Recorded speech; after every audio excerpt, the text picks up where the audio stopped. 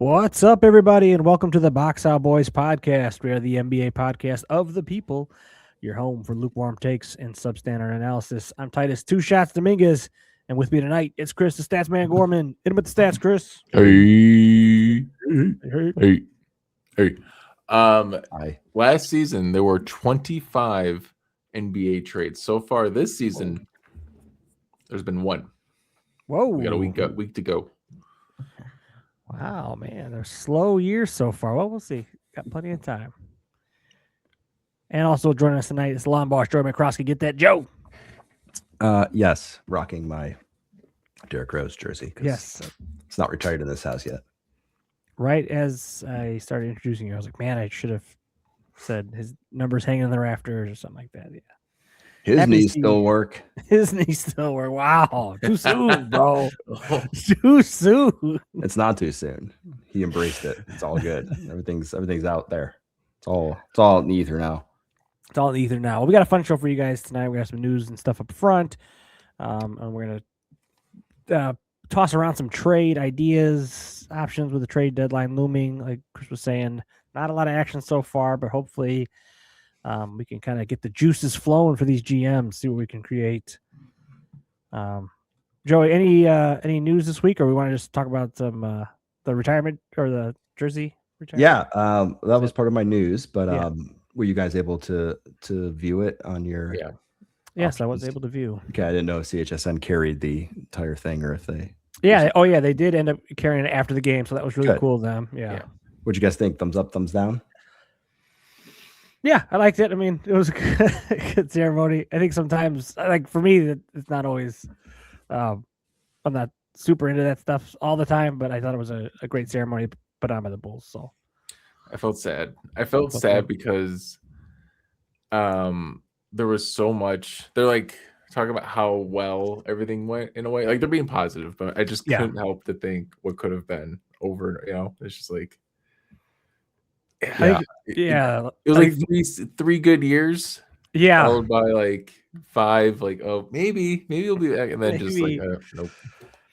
I think, who was it? Was it Lou Dang that was saying it, that this is our championship? Yeah. Like, it was moments like that where I was just like, like what Chris said, it was like, I guess this is it from that core. This is it. I was going to say, I was sad. And the part that made me most sad was when Lou said, all the injuries and everything, like, but this is our trophy. And I was like, yeah, like they've had to reduce what that could have been to one guy's jersey getting retired as their remembrance of that, which is, I guess, in a way, okay. I mean, like, it's true. Like when you think of Derrick Rose, you think of a lot of the players around him on those teams. Mm-hmm. But yeah, it definitely hit in the heartstrings. It's like when Carmelo Anthony said that Olympic gold medals are worth just as much as a finals championship. It's like it's not. It's completely different. It's the things you say to make yourself feel better about what you don't have. I had a question though for you guys. Yeah. Tibbs said a Hall of Famer for sure in his book. What do you guys think? Everyone gets in. I think he should get in. But also, like, this is the wrong time to ask it because, like, would Mark Burley get his jersey retired for the Sox? I'm like, oh, he's definitely a Hall of Famer. He's not getting in. Yeah. He totally should. Yeah, he should get in. Top 5 athlete. I think Rose will get in. I've seen the names before, but it's like there's some bad names on there that get in. It's like, oh, Derrick Rose would get in over him. Well, he would be. Correct me if I'm wrong. He would be the only MVP not in. Yeah, if he doesn't. Right. If he doesn't get in, so I think like on that he probably gets in. He probably gets in on vibes, but I as far as like looking at his actual resume, does it stack up for a Hall of Fame career? I'm not actually sure, but like Chris was saying, everybody kind of gets in. I think he will. Ultimately. Yeah, I think he gets in on the basketball life or like aspect of it. Yeah, not so much the playing career, but the fact that he impacted enough people and jumped around teams and kind of left an impact everywhere he went. Kind of, he's going to get the like lifelong achievement award type. Does anybody have like a story that carries him more than Derrick Rose? Like just the idea and the story behind it is bigger than anything else. Yeah. So that was my other question is I've been seeing I've been seeing some people, like not Chicago people, but saying that it was an undeserved retirement, the most undeserved retirement of all time. And it got me thinking, like, is it? No. Is Too soon. going to be more impactful to this fan base and organization than Jordan? Wait, say again. You kind of messed up. Is Derek going to be like long term, 20, 30 years? Is he going to be more impactful to the organization than Jordan? I don't think so. There's no way. Yeah, so right off the top, I would say no. But so this is funny because the conversation in my house over here when it was happening was Michelle was like, it's just weird. And we both agreed like he deserves to be up in the rafters in Chicago. And I firmly agree with that. I had no problem with them retiring his jersey. If they wouldn't have retired his jersey, I would have said they need to. But we said it was just kind of weird going up with Jordan and Scotty, where Michelle's like, those are like 6 championships, and like really Derek didn't win anything, here. Like Lou said, this was their championship. And it was so she was like, it's weird that they're retiring him. I'm like, but there's nobody else could wear number 1. And I think they're retiring him for what he meant to the city, what he meant to the organization as a whole. Like I think we've talked about that moment when Derrick Rose was on our team. He said 3 good years or whatever Chris was kind of saying. It was the most excitement I think we felt as Bulls fans since the Jordan era. And it was real excitement, not just Ben Gordon, Kirk Heinrich playoff moments. It was favorite player. Yeah, it was for real. Like, this is our guy. And I think because he was a product of the city, went to Simeon High School and all this stuff, and sort of the story he had, and just how like Chicago he is. I think that's why he's up there, and I think that's why he belongs up there. For sure. It is just it's sort of, I could kind of see the argument from somebody who's not from here or not a Bulls fan, who might be like, oh wow, you guys are doing that. But yeah, I think it's okay to kind of break the requirement that the only way to get your jersey retired as a Bull is to win 6 championships. Like by that metric, those are the jerseys that'll be up there and you'll never have another one. So I think this is like a good way to kind of like, hey, there is room to be honored as an impactful player to the team. I mean, yeah, he's deserving. I was thinking more of like impactful wise, just because of the story. And what made me think of that was, you saying, is his story bigger than him as a player? And I think that's probably kind of accurate. I think maybe because of Jordan's sort of reclusiveness, like maybe going forward, does Derek sort of become the face of the Chicago Bulls? Yeah, maybe. So I think to that aspect, you might be right. But I think still for me, I'm like, it's Jordan, man. But we're probably the last. I mean, we're probably the last generation of people who will think that. That's true. Yeah. It's just really sad. Yeah. Other thing, did you guys see Benny the Bull also has changed his jersey number? He has retired. He was number 1. Yeah, I did hear that. He has retired it. He chose a new jersey last night at halftime, which was 99. 99. I don't love it. I don't know what else he could have done, but I don't love it. I thought they'd do like, what year did the Bulls start becoming a franchise? That's, I guess, a good question, Chris. Yeah, this is what I would expect you to know that. 66. Because like Crunch, the Timberwolves guy's number is 89, because that's when the Timberwolves started. Oh, that's pretty cool. Crunch. So just do that, Benny. What are you doing? That, Benny. I don't know what you're doing 99 for, man. Yeah. 99. Yeah. I didn't love the number. I actually was completely oblivious to the fact that Benny the Bull's number is 1. I just never noticed it. And then so that stands. So when I heard it, I was like, oh yeah. But I was kind of like, I would have he should have just kept it. I think he's the only one who could be 1 besides Derek. They did say the Bulls and Derek left the possibility open that if PJ ends up going to the Bulls at any point in his career, he's allowed to wear number 1. Okay. So there is one person who could do it. But I agree. I think Benny just kept his number. I think it was going to be perfectly fine. But I wonder if people are going to look at Derrick Rose's number and up there the way that we or people like us look at Bob Love's number up there. It's like, who? Why? Why is he up there? Like, because he did something in the 70s. He was, I'm not questioning it. I'm just saying, like, probably a similar sentiment. I actually don't know why he's up there. He put the Bulls on the map. I guess he and Jerry Sloan are known for starting up the Bulls, and they're thankful for that, I guess. But. Okay, yeah. I knew Sloan from the Jazz years, and so I kind of just assumed he was just a great Bull, but I honestly never like went back and looked at why those other two jerseys were up there. I just was like, they must have done something. Just have to go watch some games from the 60s and 70s for the next pod. See how those stack up. But yeah, I do like that the Bulls are really selective about who they put up there. Mm-hmm. Like, I think, like to your point, Joey, that championships don't have to be the metric or the only metric. Yeah. But I do feel like Rose is a bit of a special case too. Mm-hmm. Are there any other Bulls players out there that you think have a case? I would like to see another one. Joakim Noah. I agree. I think Noah is my other. I just saw a pic today. It looked like Noah. Someone photoshopped Noah's number in the rafters. I was like, did he get retired? It kind of makes defensive player of the year. Yeah. I mean, he's an ambassador for the team.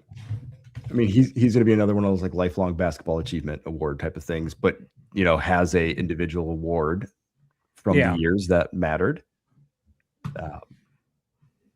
And I think maybe a la the Jordan and Pippen up there together.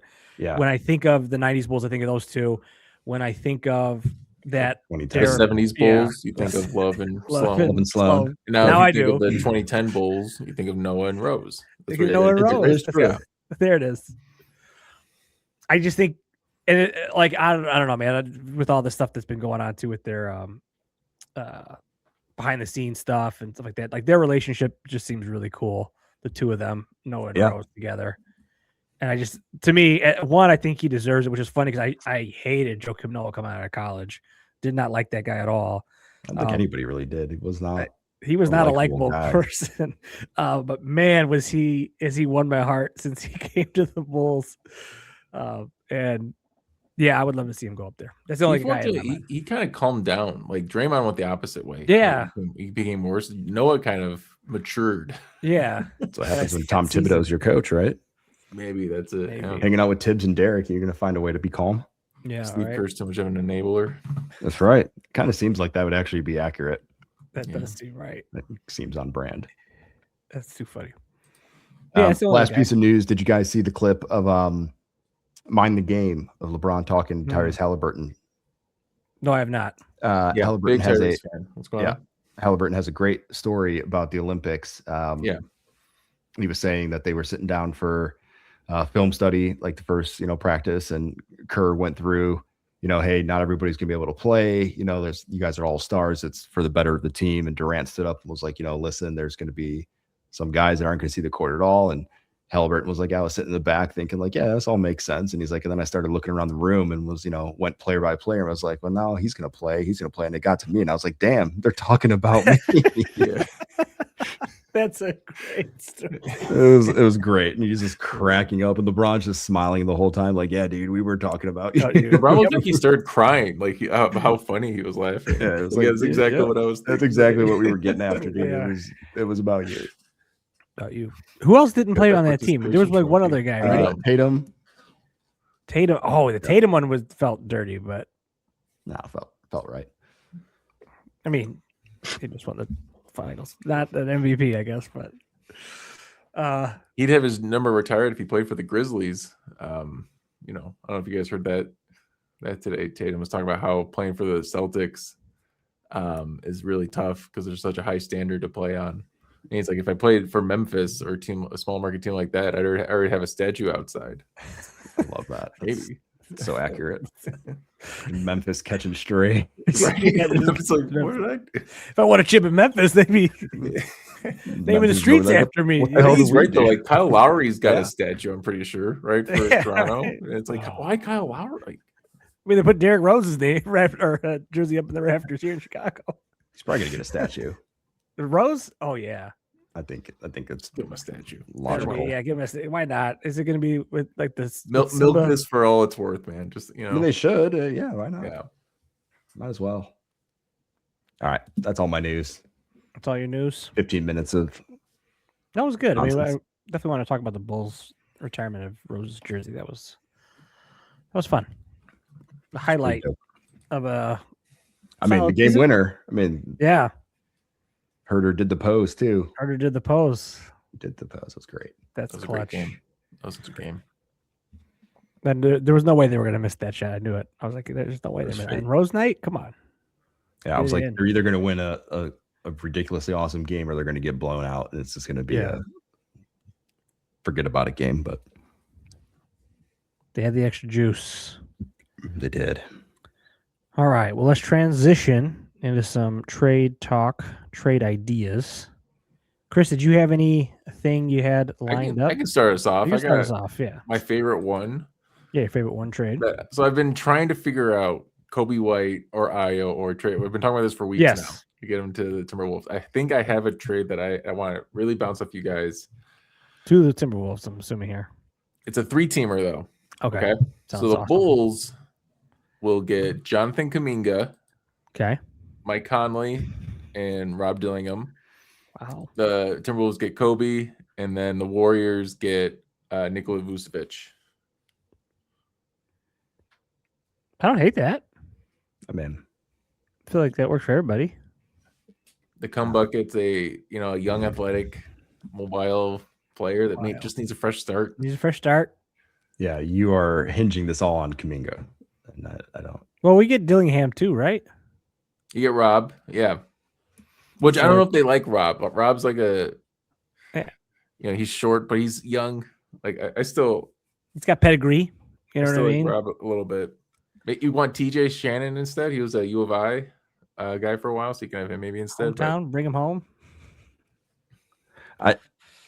I don't think that's happened. I mean, the rumors around here that the Bulls want first round pick for Kobe. See, now they're not going to trade him. Yeah, they're not trading him. This is And they're going to lose him in the offseason. They want first round capital for him. Well, you missed your chance with that. They did. You had it. They wanted multiple first before, I guess. Correct. I don't know. Now they're looking for a solo first. It's just rinse and repeat every year with this team. Yes. They always ask, like, this is what we want. And then they make like a Caruso for Giddy trade. No picks. It's like, we want to get young and we want to win now. It's like, guys, pick a direction. I would do it. I just don't know why you want Kobe so bad. He's a point. He's not a point guard. The Wolves have 6 players. They have nobody on the bench besides Naz Reid. Kobe brings them that extra scoring option that the Wolves desperately need. Yeah. They need a body. Yeah. I think, what's funny is I think the Warriors probably don't do that. What do they need Vucevic for right now? They're starting Quentin Post at center. Maybe they like Post enough. Yeah. I mean, with the Jimmy trade. I mean, the Jimmy injury out for the season. Well, I guess it depends. Like, how much do you want to because it lets them get off of Kuminga. That's all they're doing. Okay, giving up really. Kuminga in this trade, and they get a body that's pretty good. They could probably re-sign Vooch to a. It's more of like a retool team-friendly for next year. contract if he works out for them. It's kind of The a nice big thing test. that I'm seeing the Warriors though is that they only want expiring contracts for Kuminga. They want nothing to do with long-term money, which I guess the Kings are extremely interested in Kuminga. Like a DeMar, DeMar, try and offload some of their long-term stuff that they don't want any part of. They got his long-term. And the Warriors like, yeah, we don't want any part of that. Like, what are we? Yeah.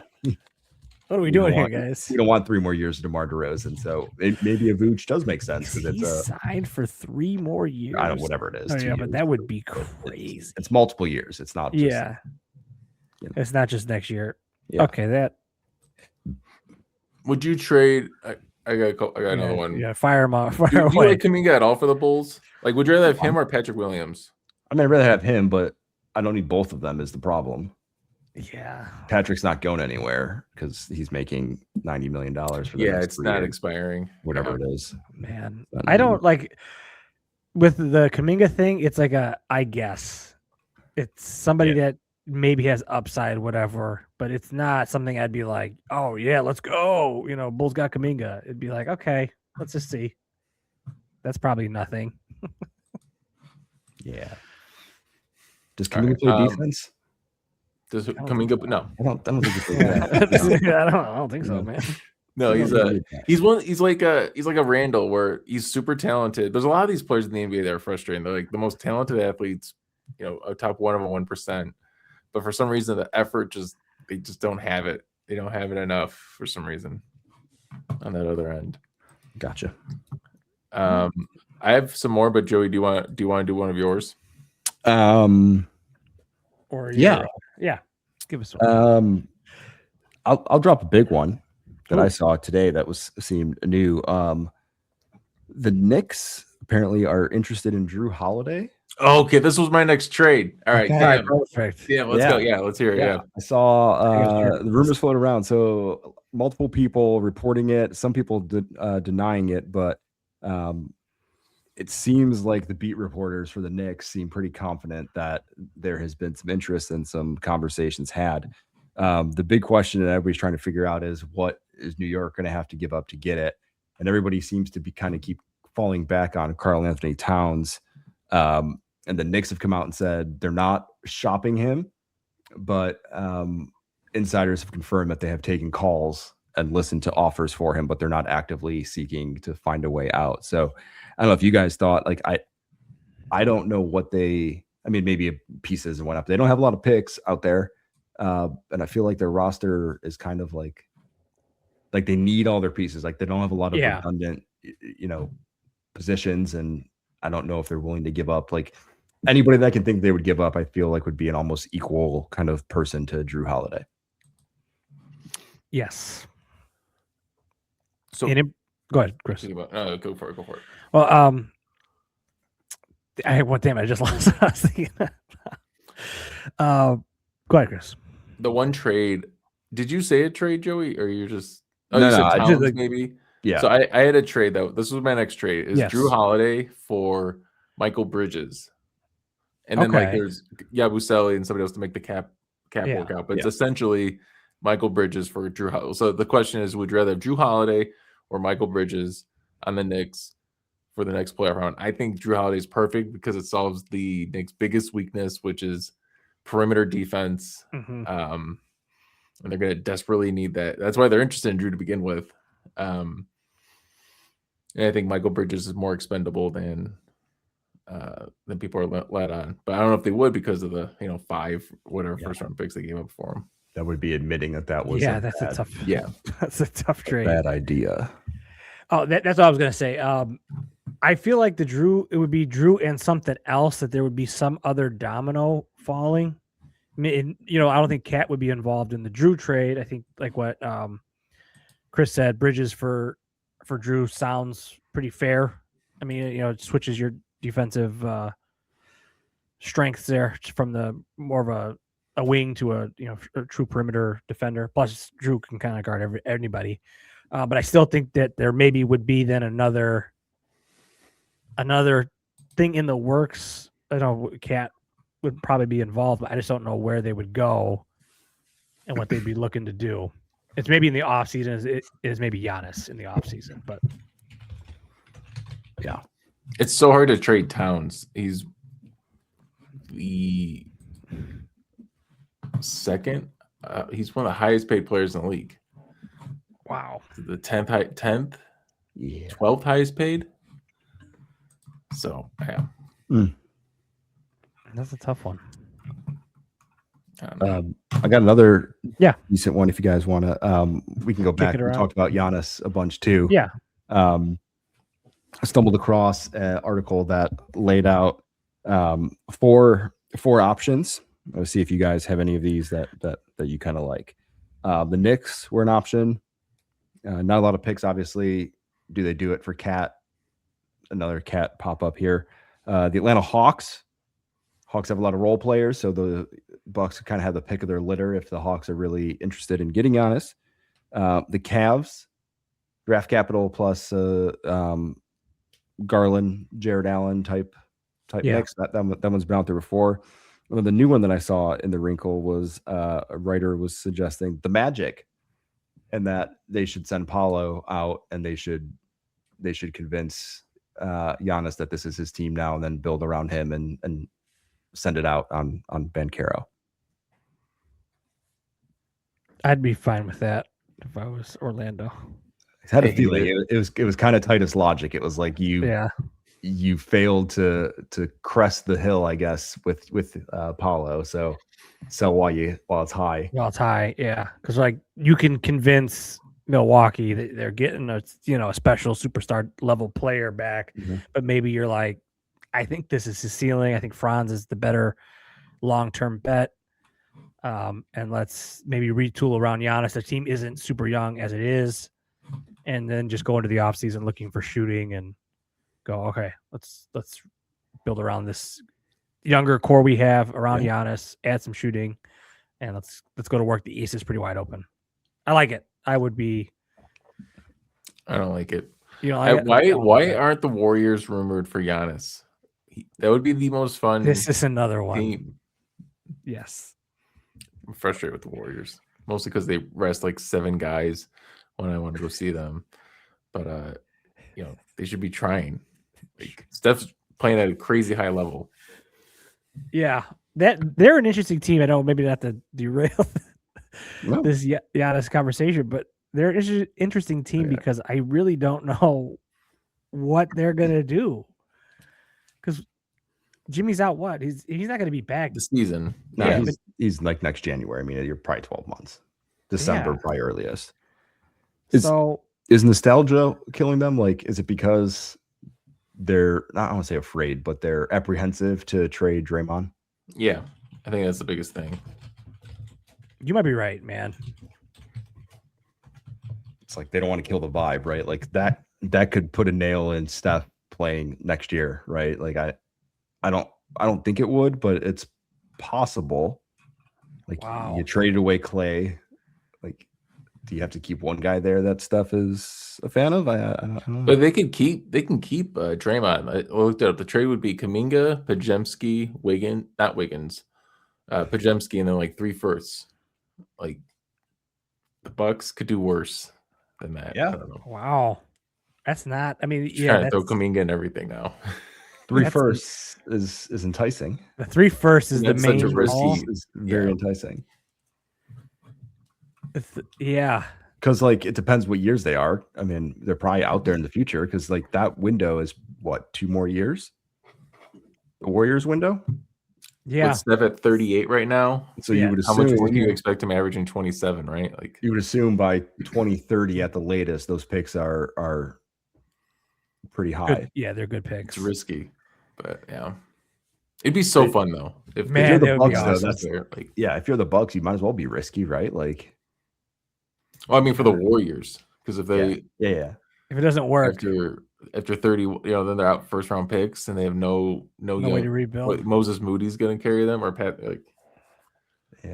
grasping at straws at that point. If Milwaukee would do that, I would 100% do it. If I was Golden State, I would go, all right. Worst case scenario, it's just this year, and we see what Giannis and Curry are together, and maybe they catch magic and they do something in the West. Probably not though.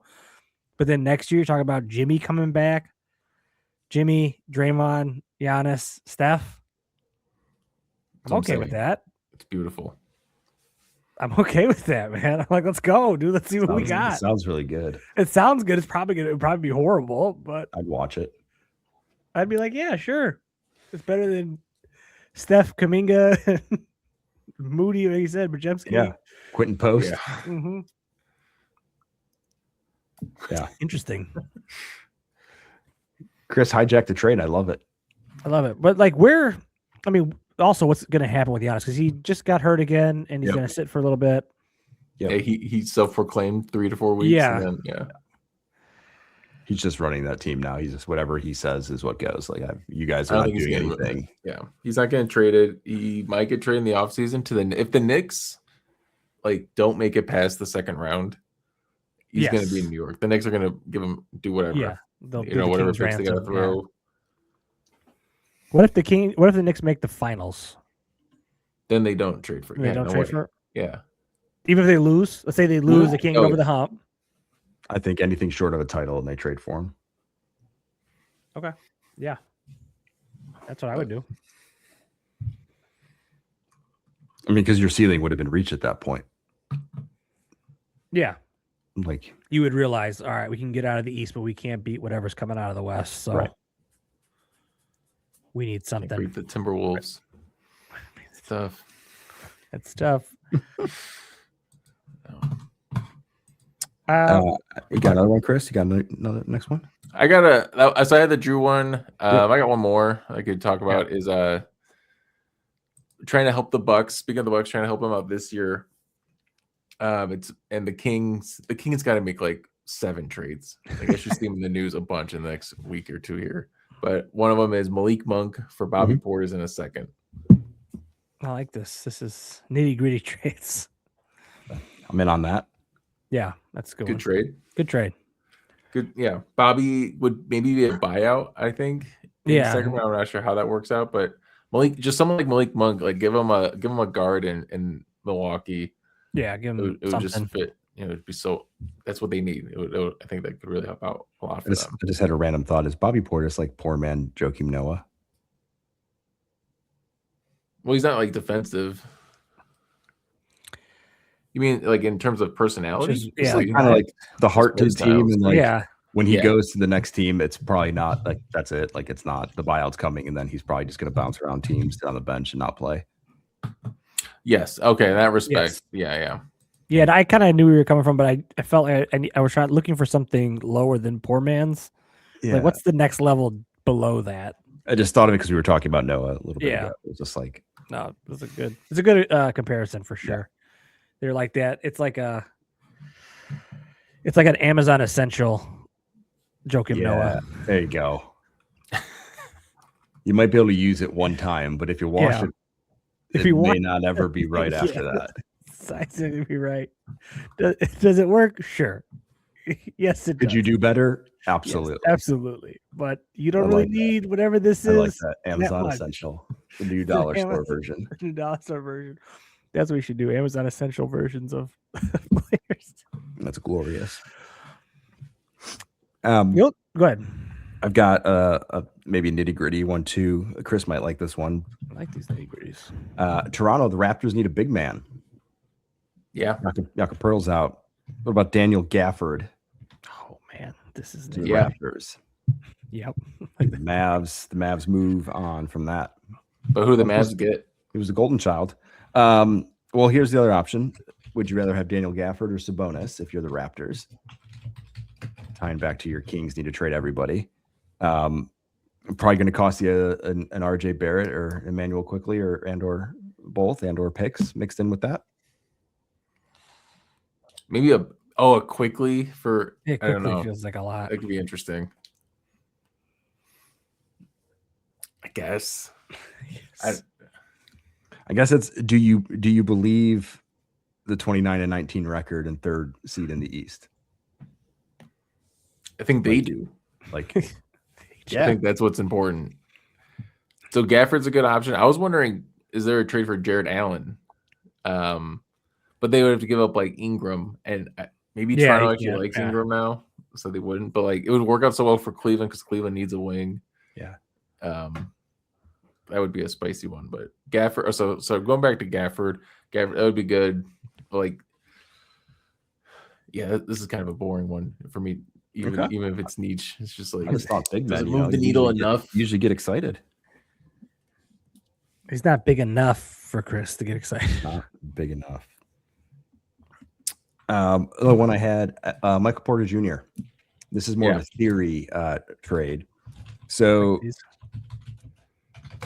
in the past, the Nets have held out on trading in season some of their bigger players, Bridges, Cam Johnson, most recent memory, and they've turned those into pretty decent hauls. Do you think they take that gamble on MPJ again and keep him and try and see if they can offseason get some picks out of it, or do they take what they can get right now and knowing he's a hot commodity? You gotta sell him now. Yeah. Don't do what the Bulls did. Kept Kobe. Well, so there's like they've made that gamble and it's worked out for them both times, right? The 5 first-round picks. Yeah. Bridges. Oh, the Nets. Yeah. He's like, the Nets have made it. Yes, the Nets. And that's Bulls it's worked have out for not. them in a way. Yeah, that's an interesting one. Because I see both sides here. I see kind of Joey's idea. Let it ride. He's hot now. He's going to be just as hot in the off season, but also maybe you cash out and you get as much as you can right now. But I'd have to see what the potential packages are, and I haven't heard anything like spectacular for them. And I think they like owe a pick or something this year. The Nets do. The Nets They're still not on their own pick. Is there something like Hilarious. that, or am I thinking of something else? I thought that I was thinking about, or had heard that for them, like they necessarily didn't want to take. They have this their year, pick this okay. year. Okay, maybe I was wrong. It was some other team then. They should trade Michael Porter Jr. now. He's an injury concern. He's playing a lot of minutes. The Nets have no reason to be winning. They have 5 first-round picks that should be getting some more playing time. Yeah, they've proved that Porter Jr. Porter Jr. works on every single team. Who doesn't need a 6'10" 3-point knockdown shooter? Yes, for a playoff run.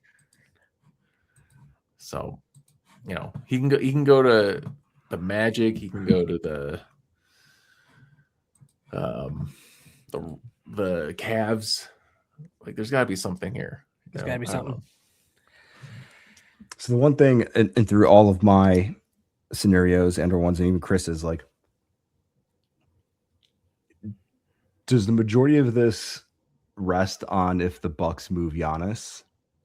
Because, like, if you're the Cavs, right, like, you're going to hold on as long as you can with Allen, Garland, whatever draft capital you have, if there's an opportunity to get Giannis. The Knicks, same thing. Miami, Atlanta, like, all these teams are going to be sitting there saying, well, we can't make a trade today, tomorrow, next week, because if Giannis becomes available, demands a trade, the Bucks deal him or start answering calls, like, we have to have the war chest completely full. Because, like, you would be the stupid team, right? If the Cavs trade Jared Allen or whatever for Michael Porter Jr. Yeah, and then 2 days later, Giannis is available, and you don't have it anymore. Like, I think way to lose your job as a GM, right? I think he's definitely the first domino that has to fall, or you have to, as a GM, know he's not he's not going until the off season, and maybe I would even go, look, would he even be interested in re-signing here? And if it's something where, like, he's not re-signing in Cleveland, don't even bother anyway. Okay, we can move on. But you'd have to know at least that he's not getting moved at the deadline before you start calling about other things. Okay. I think I'd rather have Michael Porter Jr. than Giannis for the Cavs. Weird take. Whoa. Just because team-wise, I think it makes more sense. Giannis is such a vacuum. Like, it's like a black hole. Everything comes to him. You have to form around him. Michael Porter Jr. can just, like, plug in, throw some shots. Donovan Mitchell can still dominate the team. So I might be too low on Giannis, but that's my thing. We feel low on Giannis here. I was about to say, like, I don't know if you're wrong, but, like, when they won the finals, like, he wasn't the vacuum. He was the vacuum when he needed to be, but, like, Middleton was, like, useful. Yeah. Right? Like, Holiday, like, they had a team, and, like, but now they kind of broke that team apart and kind of left him on his own. You're right. He kind of has become like a vacuum, but is it a need? Was it just like there's nobody else to do this, so it's me? I think maybe what Chris is saying here, I do agree with him in this sense. I think you have to build your team around Giannis. He becomes the focal point, becomes like the nucleus of your team. Where, like, with Michael Porter Jr., you could slot him into a team. He doesn't necessarily have to be the main, your hub. So now if you're bringing in Giannis, if you don't already have the pieces to, like, that fit around him, now you have to kind of, like, restructure your team, and then you're in the same boat that Milwaukee's in right now. And to your point, I think they did have a good structure around them with Middleton and Holiday and everybody else around them that fit. And as soon as those pieces started to go away, then it just became hard to build around them, especially once everybody starts getting paid and everything like that. So and stuff. It's weird. It's weird that like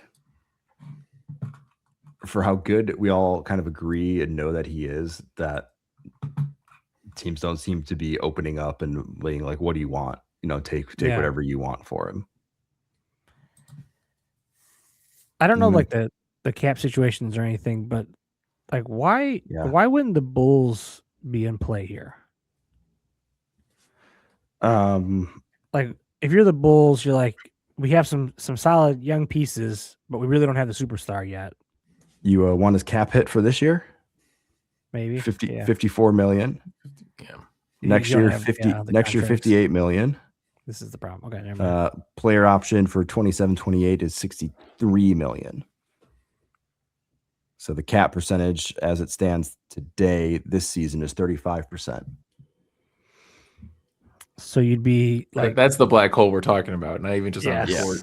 So it's like him, Giddy, and Io, and there's not much else behind Trey Jones he's on a good contract, so he can stick around. I mean, I don't think like the Bulls have the young pieces out. I mean, I didn't even think like Io's like really a good enough return for Giannis, but could they maybe just mortgage some draft capital? Never. If you're like, never. They got to keep those ninth overall picks. Those are super valuable. I don't know. I was just thinking about it. Like, I just don't know. Like, there's no team in the East that really scares you as far as like, oh man, you got to really match up with them. At least maybe until next year when you got Indiana and Boston back. But God, the Bulls could trade Giddy, Williams, and Kevin Huerter and still just be just creeping past Giannis at that point. Wow. You can't trade Kevin Huerter. Like who else is he's a Chicago legend. He is. Ginger Assassin did it. I mean, Zach Collins to make $17 million. He's played like 5 games. Fine with that. Fine with good. Williams. Patrick Williams is fine. 18 mil a year. You need to find something that's actually enticing to Milwaukee, but 18 mil a year till 2028. Wow. I told him not to do it. That's tough. Yeah. The Bulls should be in play. I just don't know. Like you said, they have. I don't know the draft capital. But do we want to make any predictions about what we think is actually going to happen? Who's actually going to get moved? What team is? What like any? What's your initial thoughts? Maybe Titus. I feel like nothing's going to happen. That there's not going to be any. I mean, Ja, Davis, Giannis, none of the names we're talking about. I don't think any of those guys move. I think we see a couple of peripherally, here a bench guy here or there, but I think this is going to be a very weak trade deadline. But I think the Pelicans make a move. We haven't talked about them in any of these scenarios, and they've made it very known, like outwardly known, that they're not interested in making a trade. And everything I've read is like no one has really been calling to ask, and they came out before anybody called and was like, "Nope, please don't call us. We're not making a trade." That to me reeks of like we're doing something behind the doors, like we already have some stuff in mind, kind of thing.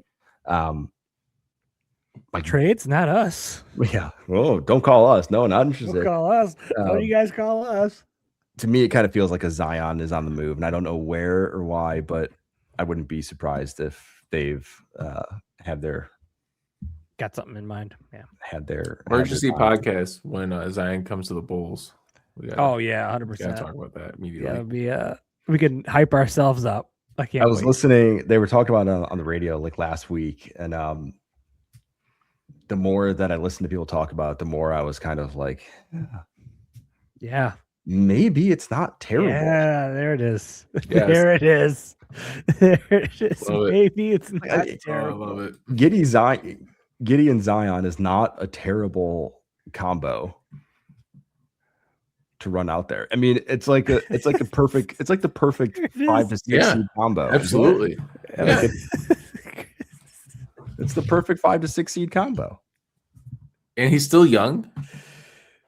He still just needs to change his scenery.